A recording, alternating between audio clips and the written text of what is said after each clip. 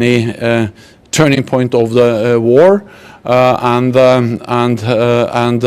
it just highlights that we should not underestimate Russia. We must continue to provide support to Ukraine, and NATO allies have over the last year supported Ukraine with military and financial and economic support worth around or close to 150 billion euros, out of which 65 billion euros is military support. It is in particular important to ramp up production of ammunition. This is an issue that NATO allies have addressed for some time, and we are now going to agree new guidelines, new requirements for stockpiles of ammunition, ensuring that we both can replenish our own stockpiles, but also to continue to provide support to Ukraine. NATO allies have signed contracts, and I welcome that they have signed contracts with the defense industry to ramp up production, give them the long-term demand signals. And several NATO allies are also gone into joint projects of procurement of different types of ammunition, but also warehousing for ammunition. I look forward to meet the EU defense ministers to discuss these issues and other challenges we face together. And what we have seen throughout the war in Ukraine is how NATO and the European Union stand together, complement each other, and work together to protect our values. Secretary General, there have been reports that a pro-Ukrainian group attacked the Nord Stream pipelines last year. Can you confirm this, and what knowledge does NATO have in this respect? So what we do know is that there was an attack against the Nord Stream pipelines, an act of sabotage, but we have not been able to determine who was behind. There are ongoing national investigations, and I think it's right to wait until those are finalized before we say anything more about who was behind. What we also know is that it demonstrates the importance of protecting our critical undersea infrastructure, because we have thousands of kilometers of gas pipelines, of oil pipelines, of power grids, and also, of course, all the internet cables, and all of this infrastructure is critical for our societies. NATO has addressed this for many years, but after the attacks against the Nord Stream pipelines, we have stepped up. We have established a cell at the NATO headquarters to coordinate efforts among NATO allies, to share more information, to work with the private sector that often owns this infrastructure, and to do more to minimize the risk and increase the protection of critical undersea infrastructure. Coming back to ammunition, Mr. Stoltenberg, you yourself have repeatedly warned that Ukraine is running out of ammunition. Are you satisfied with the pace of EU countries and NATO countries in ramping up production capacities?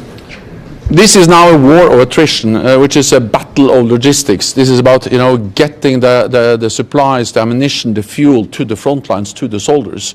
And this was clear already last fall, and that's the reason why NATO stepped up its efforts on working with the industry and ramping up production, and also why we started the work of developing new requirements for stockpiles as part of the NATO defense planning process, our capability targets.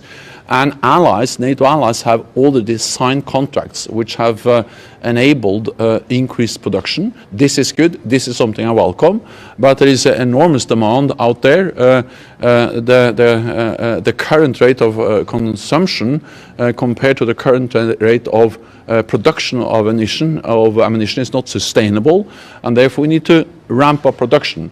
And I welcome that the European Union is stepping up, NATO allies are stepping up, and we already have joint projects among NATO allies to provide both more ammunition for artillery, more ammunition for air defense systems, and also better infrastructure warehousing for the ammunition. So this is something we have we are working on. We have seen important steps already been taken, but we need to do more because we need to ensure that Ukraine gets the ammunition it needs to defend itself against Russia's war of aggression, and we need to replenish our own stocks.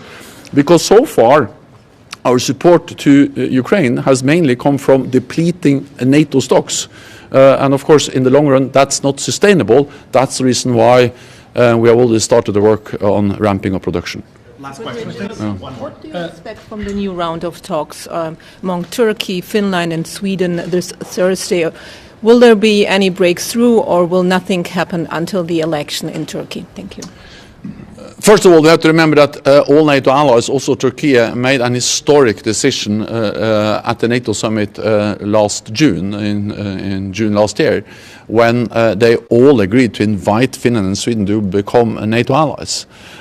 Since then, we have integrated Finland and Sweden into NATO civilian and military structures, and Sweden and Finland has a totally different status, being now more and more closely integrated into NATO, and several NATO allies have also provided security assurances to Finland and Sweden.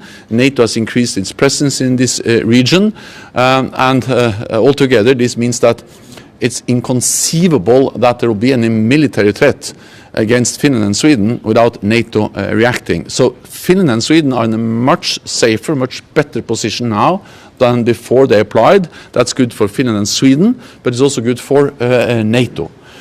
Second, I met with President Erdogan a couple of weeks ago. That was a good meeting. I was there to express my condolences after the earthquake, but also to discuss how NATO could provide support to Turkey after the earthquake. But we also discussed the way forward on membership, and we are making progress. President Erdogan agreed to restart the talks and to have a meeting, Finland, Sweden and Turkey, at the NATO headquarters tomorrow, and that in itself is an important thing after a long period without any talks. This is a process, and I don't expect the process to be concluded tomorrow, but I'm confident that Finland and Sweden will become NATO allies. This is a top priority, and we are going to continue to integrate Finland and Sweden into our alliance. Thank you very much. Thank you. Thank you.